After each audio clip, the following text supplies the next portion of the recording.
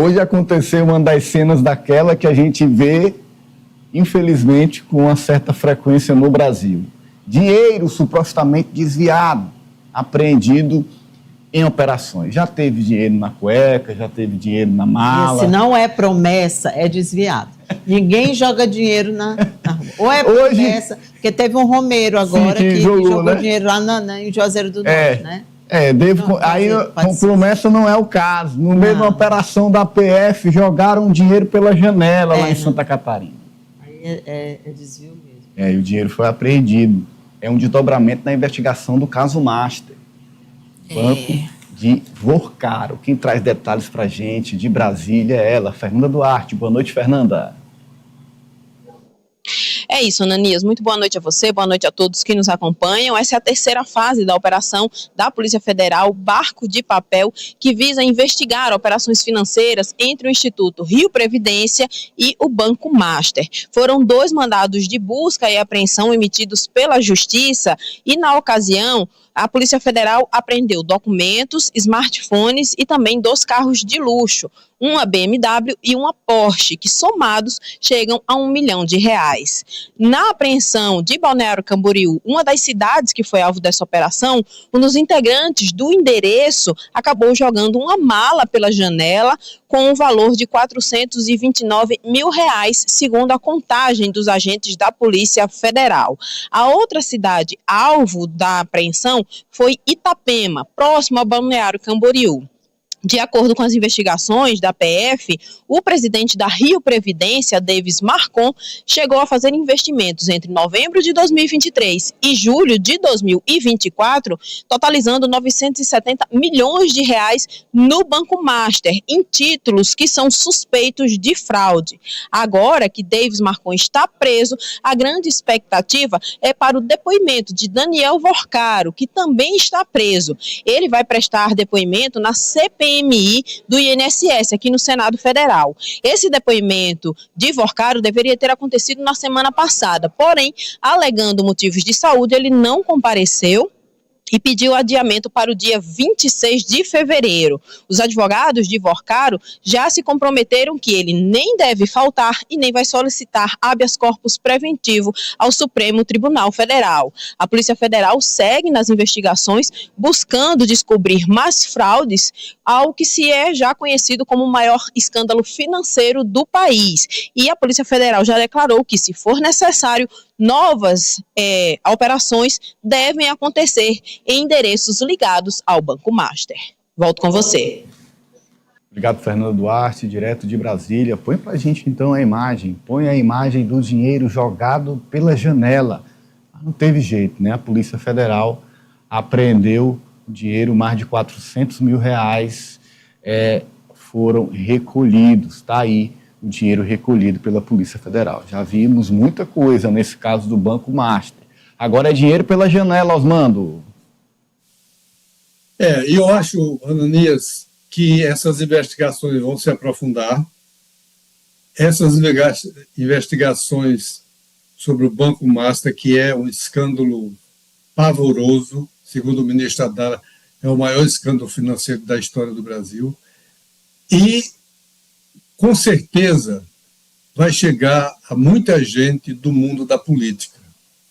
Por isso que Brasília anda mais silenciosa do que nunca. Por isso que a gente começa a observar que determinadas figuras estão refluindo nas suas candidaturas em vários lugares, em vários estados do Brasil. Quem era candidato ao governo de algum estado ou ao senador está caladinho, porque o temor de que chegue até figuras importantes do mundo político é muito real. E isso vai ter influência, vai ter reflexo na eleição. E muita gente,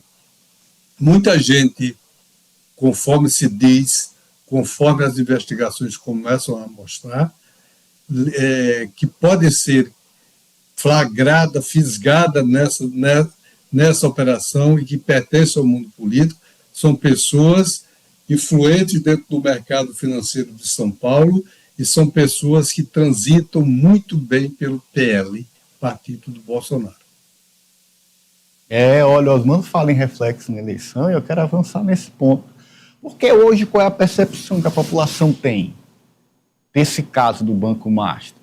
Porque não há uma figura política associada diretamente. Há muitas suspeitas, há muita informação de bastidores, há muita especulação sobre quem, mas não há uma cara, não há nomes da política. E quando não há, eu vejo muito nas redes sociais se imputando, inclusive, ao governo. Uma coisa que é totalmente inversa. O ministro Haddad foi quem denunciou e disse, olha, isso aí é um dos maiores casos de corrupção do país. Você associar aquilo que não tem... qualquer vácuo, no sentido negativo, é sempre preocupado por quem está no governo. Sim. E ainda mais quando você tem uma direita tão aguerrida no mundo digital, né, que é quem manda hoje no mundo real. Então, aliás, não tem mais, não tem mais nem diferença. Você não sabe mais o que é uma coisa, o que é outra coisa. E, por exemplo, você tem o escândalo do INSS. Cai completamente no colo do governo. Quando você vai analisar, você tem aí uma implicação muito grande também de ex-ministro do Bolsonaro. Sim. É um escândalo que começou há muitos anos, foi desbaratado no governo Lula. Eu acho muito difícil você conseguir mostrar hoje para a população, por exemplo, em que governo você conseguiria uma Polícia Federal que agisse com tanta imparcialidade, que fosse até o fundo, como está sendo agora. Prendesse um banqueiro. Que prendesse banqueiro, que investigasse, que fizesse o que está sendo feito. Nunca aconteceu. Mas isso não tem caído. E, assim, no caso do Master, eu acho que demorou muito, sabe, para surgir o nome de um político. E aí teve toda essa atrapalhada lá no Supremo, acabou pegando lá para o Toffoli e para o Moraes. Então, agora não tem mais cara. Qualquer nome que surgir agora, em ano eleitoral, vai ficar parecendo que é por conta da campanha. Eu acho que vai ficar mesmo assim na conta do Supremo, é a minha opinião. A gente tinha falado de desafios, né? Para o momento, nessa comunicação, esse é mais de comunicação, do governo, analisa sobre comunicação. Kátia. É aquela história, né? Que o judiciário, usando o português rasteiro, vacilou mesmo, né? Porque para a mulher de César, não basta ser honesta, né? Tem que parecer honesta.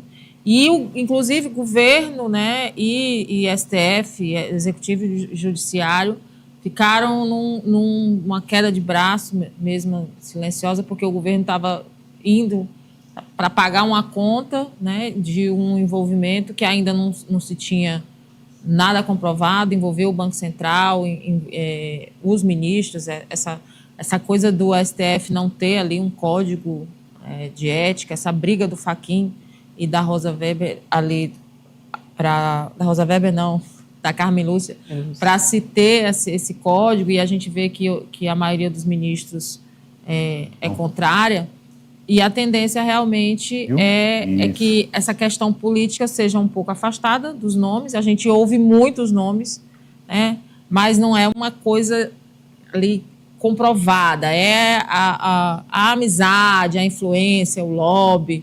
E a gente fala de lobby aqui no Brasil como uma coisa proibida, que a forma como é feita aqui realmente fica difícil aceitar. E esse Vorcaro aí, o passeio ali, a convivência dele com o poder é que tornou a situação mais complicada, né? Porque ele é muito... É como se ele fosse do quintal, né, da sala de estar de quase todo mundo que tem poder no país. Terminou que sai do núcleo financeiro, tem grande ascendência no país, mas sai numa condição de ter as ferramentas de implicar muita envolveu gente. Até a igreja, não saber né? se vai. Tinha tentáculos, pois tinha tentáculos até a igreja. em tudo, né? Na política, na igreja, em tudo. sociedade civil, enfim. E a gente